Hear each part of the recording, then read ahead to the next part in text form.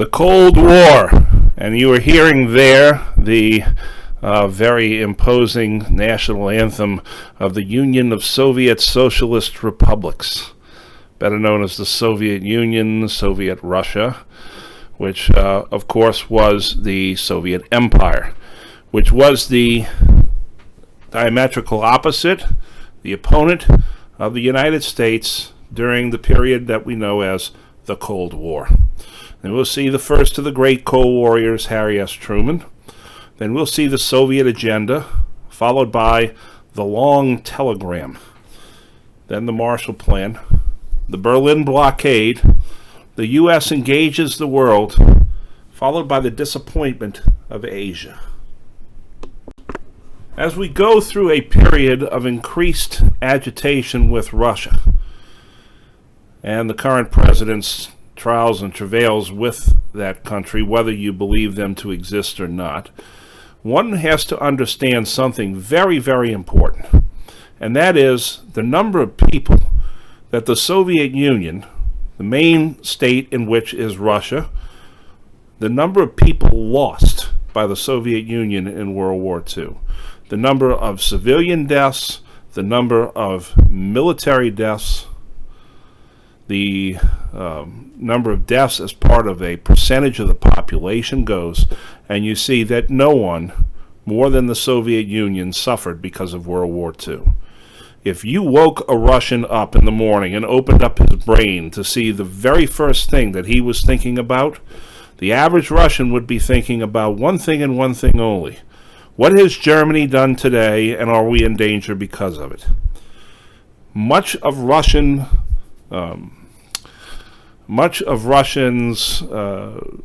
goals and actions and so forth is designed first and foremost to make sure that they are protected from what happened to them in World War II, so that it will never happen to them again. Look at the countries that suffered the most in World War II. Notice that many of those countries eventually became communist countries under the Soviet orbit.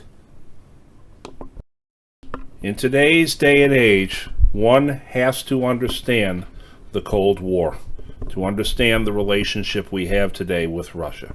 What is the Cold War? It is the continuing state of political conflict, military tension, and economic competition between the Union of Soviet Socialist Republics and its satellite states and the powers of the Western world, led by the United States. In the Cold War, the primary participants' military forces never clashed directly. We never directly went to war against the Soviets in a military sense. There were times in which our planes may have fired upon each other and troops may have accidentally let a bullet go here and there, but we're not talking about any set-piece major battles. The conflict and the tension was achieved through military coalitions. For the United States, it was NATO, the North Atlantic Treaty Organization. For the Soviets, it was called the Warsaw Pact nations. They had strategic conventional force deployments. That is, they placed soldiers on the borders of each other for the purpose of either invasion and or defense. That was followed by a nuclear arms race. The United States having the bomb from 1945 and the Soviets having the bomb from 1949 onward. Then, of course, there is espionage, the cloak and dagger stuff, James Bond, shaken, not stirred, and so forth. That's espionage, but there's also other espionage, too, the more mundane espionage, the man hiding in plain sight, working in government agencies, and so forth. When we did fight wars against each other, we didn't put our own forces into play against the other side forces. Instead, we would fight proxy wars, such as Vietnam for us and Afghanistan for the Soviets. It's a great deal of propaganda. Our side is better than their side because of A, B, and C. We put it in posters, and we put it in radio broadcasts. We put it on TV. Then there was sporting competition, such as the Olympics.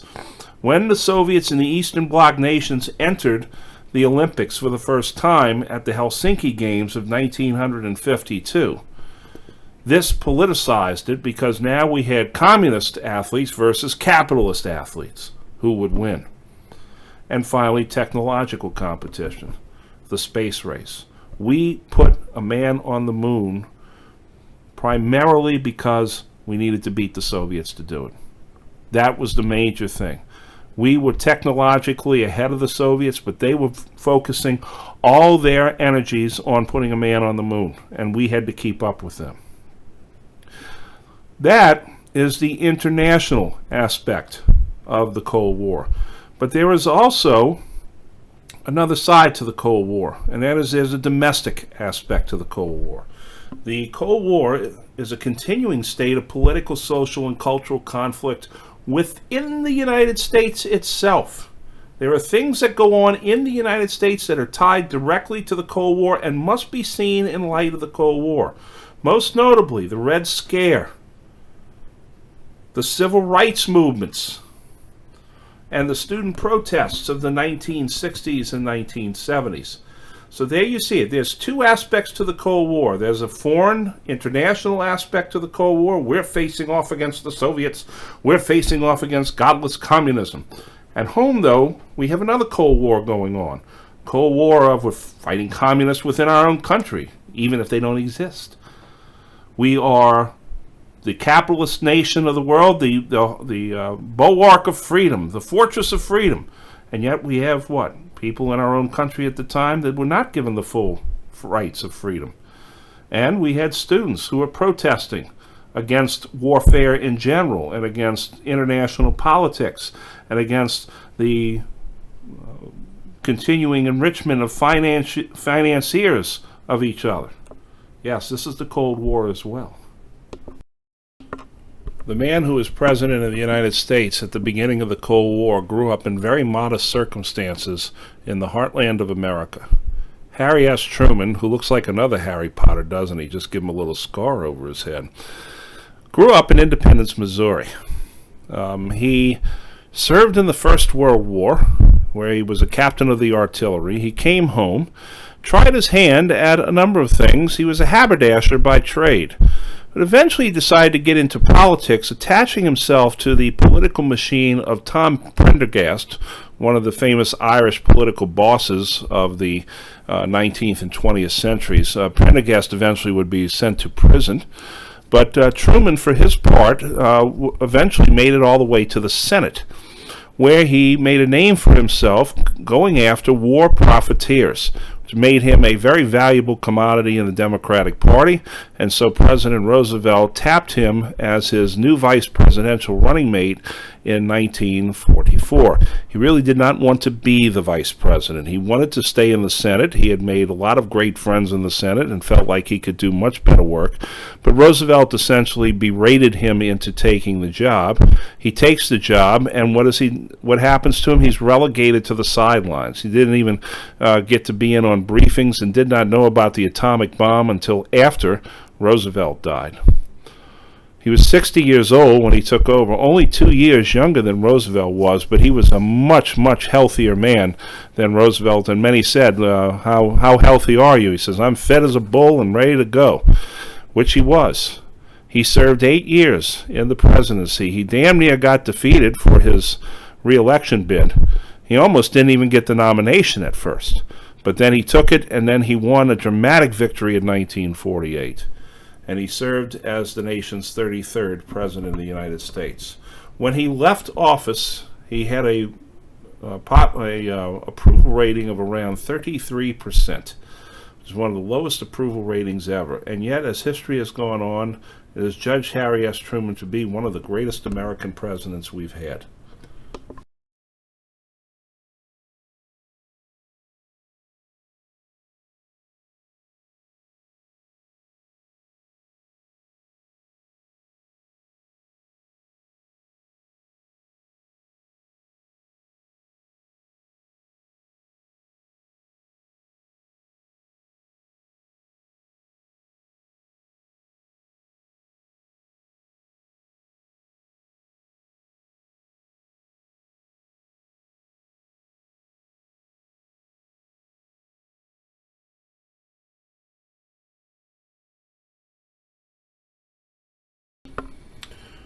When Harry S. Truman ascended to the presidency on Franklin Delano Roosevelt's death, many people began to ask, what type of president do we have? Because he was relatively unknown.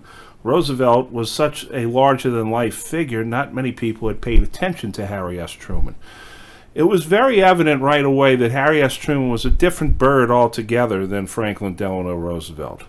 He put a little sign on his desk that said, "The buck stops here," which meant I'm the president, I'm responsible for decision-makings and the consequences therein. He was also an avid New Dealer during his days, and so he felt it was his duty to continue on the policies of Roosevelt, which he called now the Fair Deal, which meant help for labor, fair practices in business, and so forth. He would keep getting a great deal of pushback from conservative Republicans and especially conservative Democrats in Congress. His attitude toward the Soviets, again, where Roosevelt was the type to put his arm around Stalin and say, "Now come on, Uncle Joe, let's talk about things, let's see if we can't work out a compromise." Truman was much different. He was known as "Give 'em hell, Harry," hence the ensign that you see there on his aircraft carrier named after him. He took a much harsher line toward the Soviets. He had no truck with Stalin and did not want to really get along with him nearly as much as you might think. And his policy was one of deterrence. Deterrence. And that is to hold the Soviets back and to keep them from spreading even further. And deterrence is going to be changed into yet another major policy, the most major policy of the Cold War. Once again, I go back to the average or the collective Russian mind, and that is fear of a resurgent Germany that will invade from the West, just like they had done in 1941. What happened to Russia in 1941 to 1945 is that the western part of the country was burnt to a cinder and close to 40 million people were killed. And so, what does Stalin want to do? Stalin is not an imperialist. That is something that has to be understood. He was an evil man. He was an awful human being. But he was not an imperialist. What he was, instead, was a man trying to protect his country. And so, he wanted to establish a buffer zone of Soviet-friendly states.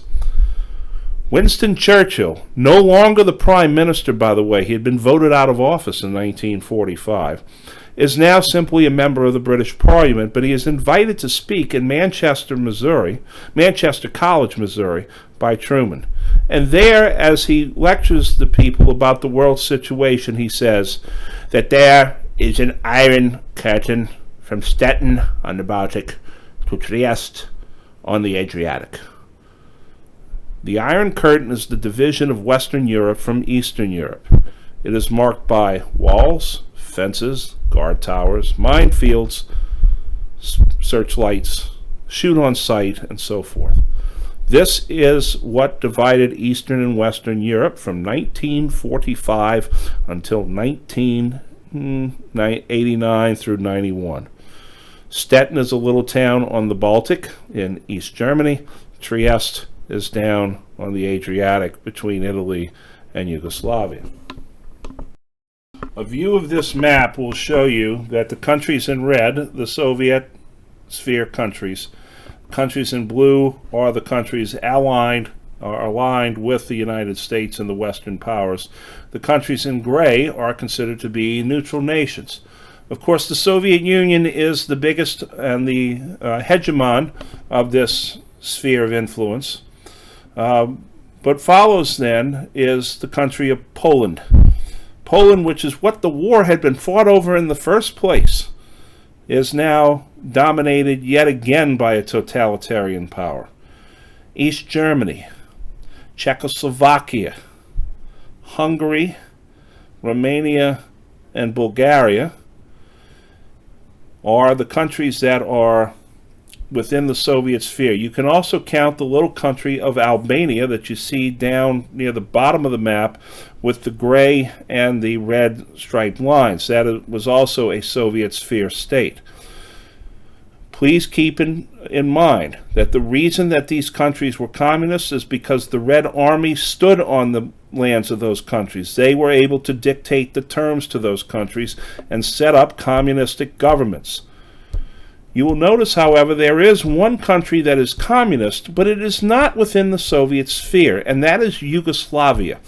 Yugoslavia, which is the federated states of Croatia, Serbia, Slovenia, Montenegro, Bosnia-Herzegovina, and so forth, was a country that liberated itself from the Nazis. They were under the domination of the Croatian nationalist Josip Broz Tito. Tito did not get along well with Stalin, and many times Stalin said, well, I can just simply snap my fingers and Tito will not exist anymore, and yet Tito continued on. And so Yugoslavia is kind of one of those countries that it is definitely Marxist, it is definitely communist and totalitarian in many ways. Tito was a very brutal man, but it tends to get along better with the Western powers and work its own destiny out. In the center, of course, Switzerland is the traditional neutral power. Austria, which was a power that was held conjointly by the U.S. and the Soviet forces, and so therefore it was neutral.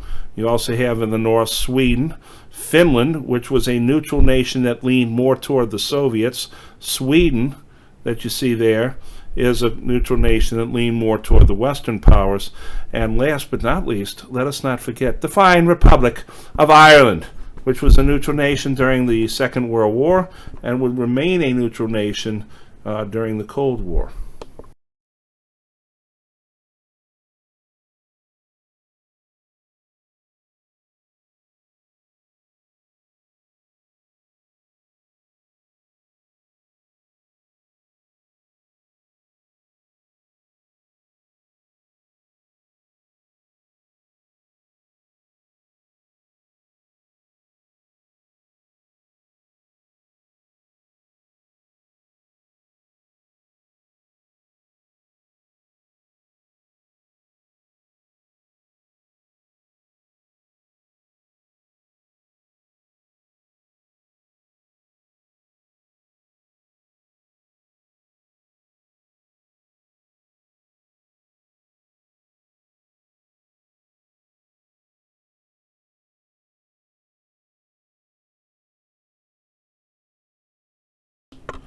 Well, Harry S. Truman was the ultimate Cold Warrior.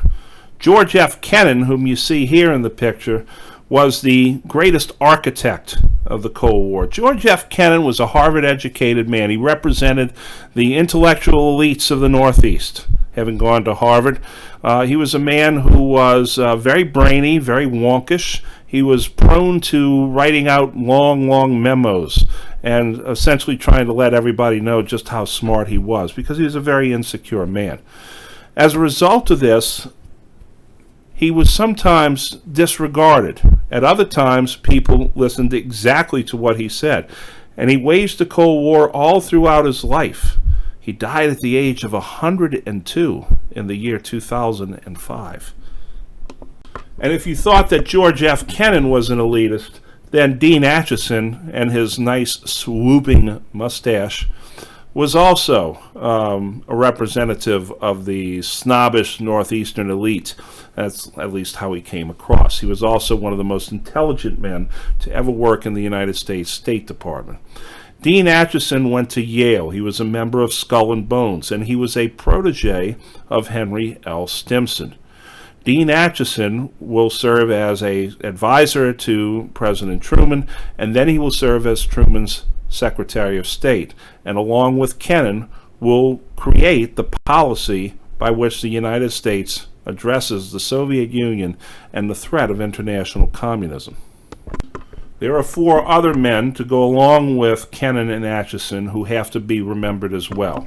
As deputy ambassador to Moscow, George F. Kennan had an upfront view of the Soviet Union. He had served there during the Second World War, had remained in Moscow even as the Germans were coming closer and closer to the city, and then finally pushed them back. Very, very wealthy man. Again, writes off yet one of his great long memos, and he puts it into a telegram which becomes known as the Long Telegram. Both Atchison and in it, he states this about the Soviet Union. 1. Soviet power only understands on the lower force. right is Robert Lovett, who will be Truman's Secretary of Defense. He's the first ever Secretary Secondly, of the Defense. USSR, the Soviet Union, perceives itself at a perpetual war with Lovett was capitalism. very hypochondriac, was constantly ill. Socialism and social democracy are capable. incompatible. Kennan, Atchison, and cannot Harriman, coexist. Bolin, and Lovett Socialism were all Democrats. meaning communism. The one Republican in the group was The Charles USSR would McCloy. manipulate Marxists in the capitalist world, so we had to be careful of a fifth column in the United States and in the other Western world. He was a man that was fabulously wealthy. Soviet aggression oil and is gas. not He had fundamentally aligned with the views of the Russian people with the Soviets. He or could with get along economic very well reality. with people like Khrushchev, but it is rooted in which he was a historic frequent Russian guest. xenophobia and he was, paranoia. In other words, he's a very saying staunch that the Republican, Soviets although were he worked very aggressive, closely but the in Russian Truman people were not administration. naturally McCloy aggressive. is also the man But the Russian who people will are oversee naturally the xenophobic rebuilding of and Germany paranoid, as its and therefore civilian that can be governor, used by the for a Soviet time. government to be In aggressive. fact, McCloy, though, was such a other words, Republican we that invade when in order to President defend. Roosevelt got on the phone to start talking Finally, the strategy Soviet about government democratic structure politics, prohibited objective McCloy or said, accurate "Excuse me, pictures Mr. President, I have of to leave the internal room. I'm and a external Republican. You don't want me reality." to hear this." And Roosevelt would just laugh and And say, so "You what know, does I Kennan keep forgetting that recommend? all the time." What Kennan Together, recommends George F. Kennan, Dean is Atchison, what is Avril known Harriman, now, rather Chip than Bolin, deterrence, Robert as Lovett, and John McCloy containment. Notice make it's up a in group nice that later big letters. becomes known as that is a term the Wise that I Men. really do want They you to are know. considered to be the And ultimate in order to experts contain in the Cold Soviets, War the Americans can no policy and longer foreign be policy isolated. They in need all, to and get in out many there ways, their and engage the world. thoughts and their actions George Washington, still back in shape 1796, American foreign warned policy the to United this day. States against getting into any foreign entanglements. George F. Kennan says Mr. Washington was right in 1796. He is no longer right in 1946. We have to push back. We have to get out there and look for allies and put together coalitions to do what we need to do.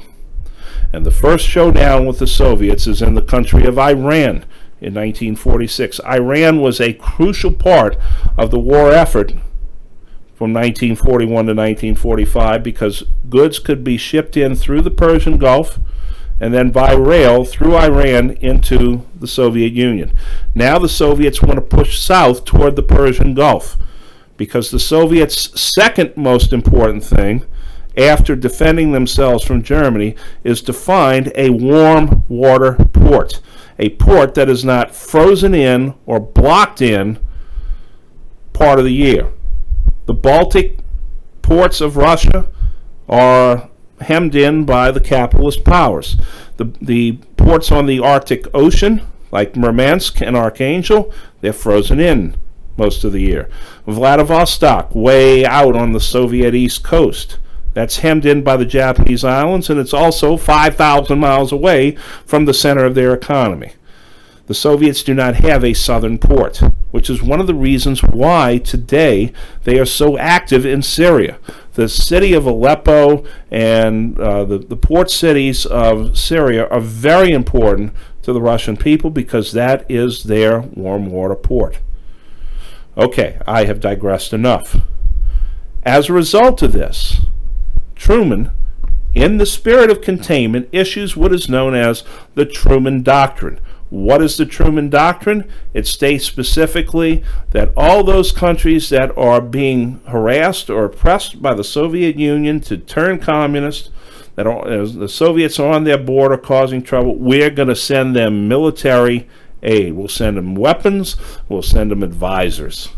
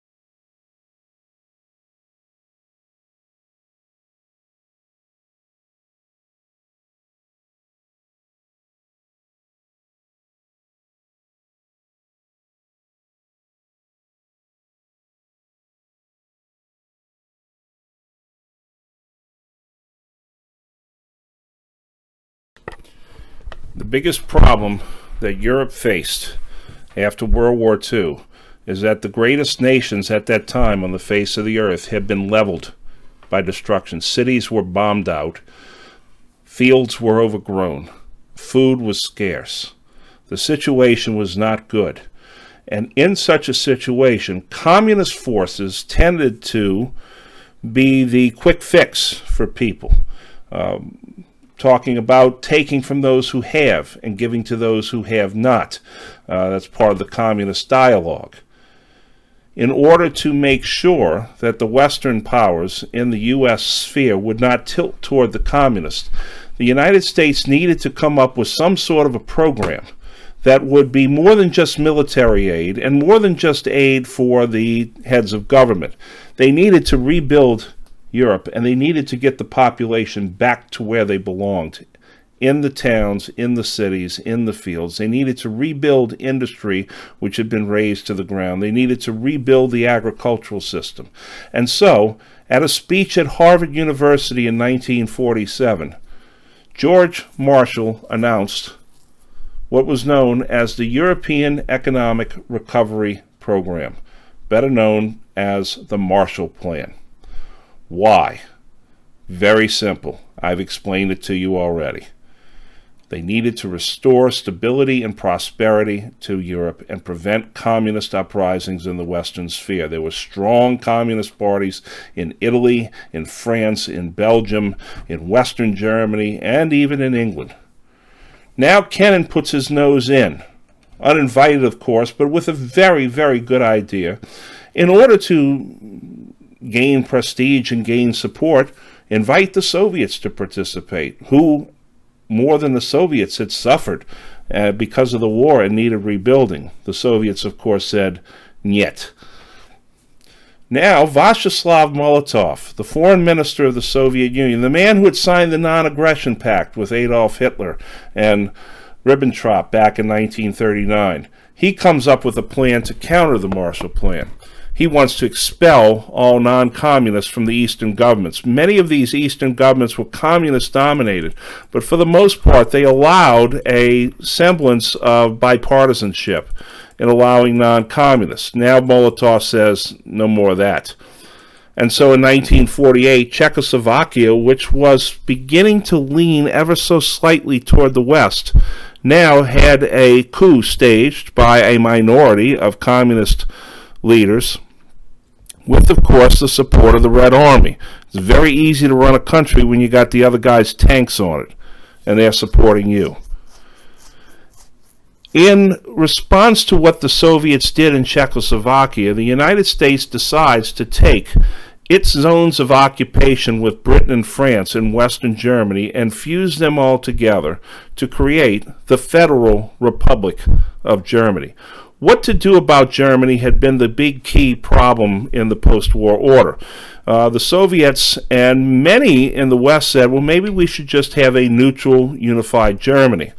But once it became evident that the Soviets were not going to stand by their agreements that they had made at Yalta and at Potsdam, Britain, the United States, and France realized that they needed to do something about Germany quickly, and so they put it back together in their sector. The Soviets then responded to this by blockading Berlin. The situation was starting to get rather tense in Western Europe. This map that you see here shows the amount of aid given by the Marshall Plan to the nations of Europe. Notice who gets most of it. Britain and France, our two staunchest allies in the Second World War. But West Germany gets a large hunk. Italy gets a very large hunk per capita because Italy has a very strong communist party and we don't want them taking over. Austria gets a strong amount, and that leads to a number of consequences, very good consequences, that result here in the University of New Orleans in our esteemed Professor Gunther Bischoff and Center Austria that we have here. And many of the other allied nations and would-be allied nations, like Sweden was a neutral. Switzerland got allied Marshall aid. Turkey got Marshall aid. Greece gets Marshall aid because Greece was a power, or as a country that was constantly under oppression from the Soviets. the Marshall Plan needed propaganda. And so you had posters that were put up all throughout Europe with all the flags of the nations of Europe, noticing the European Recovery Program, blowing the sails forward. Very good propaganda.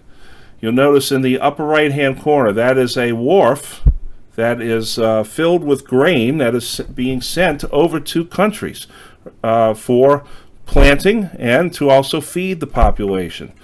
That wharf is located right here in the city of New Orleans, which took a great deal of economic help from the Marshall Plan. And what you see there are Marshall Plan being celebrated in Greece, the millionth ton of economic goods. We're not talking about just giving them stuff either. We are giving them a great deal of stuff, but we're loaning even more and expecting a return on it. But it's a sort of a long-term lend-lease, except now we're not lending and leasing them weapons or bases. It's food and equipment. Here's another example of the Marshall Plan in action. As you see, tractors being offloaded, getting the fields back up and planted and plowed and so forth, or plowed first and then planted, I should say, was very important to getting the people of Europe back on their feet. In the end, what you see in the Marshall Plan is perhaps the finest example of socialism ever. Many people wrongly go about saying that socialism is taking stuff from others and giving it to those who have not worked for it or have not done enough for it, which is really not the case at all. What this was an extension of credits, an extension of machinery that was loaned to these nations so that they could get back up on their feet, become economically stable and prosperous, and then over time they could pay back the loans, which they have done. And now look at Germany today. Perfect example of a sterling economic giant. Far more powerful economically even than the Nazis were militarily. And here you see the city of Berlin itself, West Berlin, which was run by the U.S., France, and Britain, and remained so all the way through the collapse of the Soviet Empire and East Germany in 1989. It was never a part of the Federal Republic until it unified later on. And then you see East Berlin. Eventually, West Berlin became very prosperous. East Berlin remained depressed and bombed out, and so many people would flee from East Berlin into West Berlin looking for an opportunity to get into West Germany. And you see there the sign that says you are leaving the American sector, and that's in 4 different languages, the language of the occupying forces. You will remember that I said in a previous note that the Soviets responded to the creation of the Federal Republic to get an understanding of how the spheres worked. Berlin. This is Germany. Keep in mind something in the post-war areas that the Germans had divided up into the French all took control of. Notice that the U.S. has taken the South, Central portions of Germany, mostly Bavaria, and the Ruhr and Saar region. The city of Berlin itself laid within France has its smaller would also be divided, and so they engaged the war, were defeated early in the war, and only came back late. Berlin, the Soviets have the largest chunk of territory, and you see in the Soviet zone, you'll see the city of Berlin, which is also all the way back to the days of the revolution. Stalin cuts Berlin off from the West. The government, and this pushes the U.S. and the Soviets to the brink of war, because many of the American generals are starting to say Articles of Confederation. Well, in order for us to open the roads, we might have to do it militarily. Now, the Soviets had cut off federal union, which meant that each state was the master of its own destiny, but they had not cut off the air. Common defense. And so, the men in Washington decided, rather than try and cause a war of some sort, well, why do I bring that up? Because much of the Articles of Confederation, food was used as other sundry items for the NATO charter. It would require 4,000 tons per day. It is a mutual defense treaty between the United States from 3 airports. and 13 military aid is given to the nations of Western Europe, and then there is a joint command, which means that the armies of these countries are still under their own commanders, but there is a NATO command over the Soviet sphere that is located into West Berlin at any time. A Soviet soldier could have fired a plane on a plane, and that would have been World War III right there. Remains in force today. And what the blockade does is it eases congressional opposition to the Marshall Plan, coming around especially among conservative Southern Democrats and Republicans. It continues to grow and expand. Who were going around saying the United States is not content just to, well, if you didn't support the Marshall Plan, NATO, they also created the Organization of American States, signing a treaty with several South American countries in 1947 in Rio de Janeiro.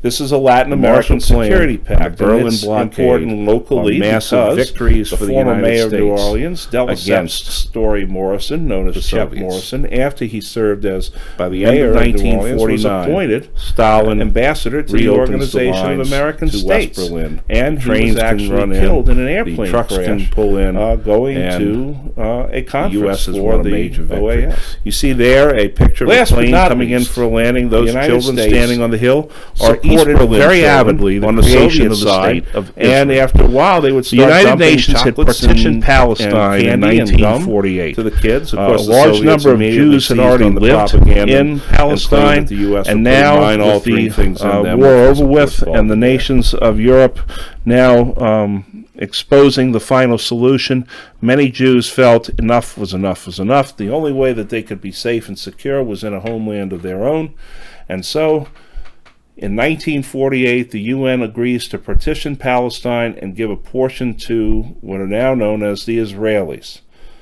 And so Israel becomes a nation. Almost immediately, the Arab nations that surround Israel, every Arab nation, goes to war against Israel in 1948. And with U.S. support and against most of the odds, the Israelis maintain their independence and win the war. It will be the first of several wars the Israelis will fight against their Arab neighbors. One of the men that was very key in bringing the United States and Israel into being was the first African-American ambassador, Ralph Bunche, who you see there wearing a lei, of all things, around his neck. But Ralph Bunche is the first African-American Foreign Service representative, and he is integral to the creation of the State of Israel. Just another quick look at the map of Europe. There you see the Cold War military alliances. The nations in blue are now part of NATO. The nations in red will become part of what is known as the Warsaw Pact, which will be signed later in 1955. Nations in white remain neutral. Here you see the Arab nations in green, allied against the tiny nation of Israel in blue. Now you say, wow, what an overwhelming superiority. It's a superiority of territory. It does have a superiority. The Arab nations do have a superiority of people, but the State of Israel has the support of the United States militarily and economically.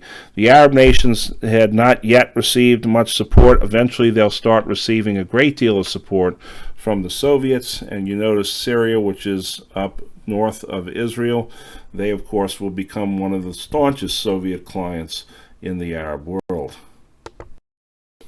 So far, it's been a string of victories for the United States. We've pushed the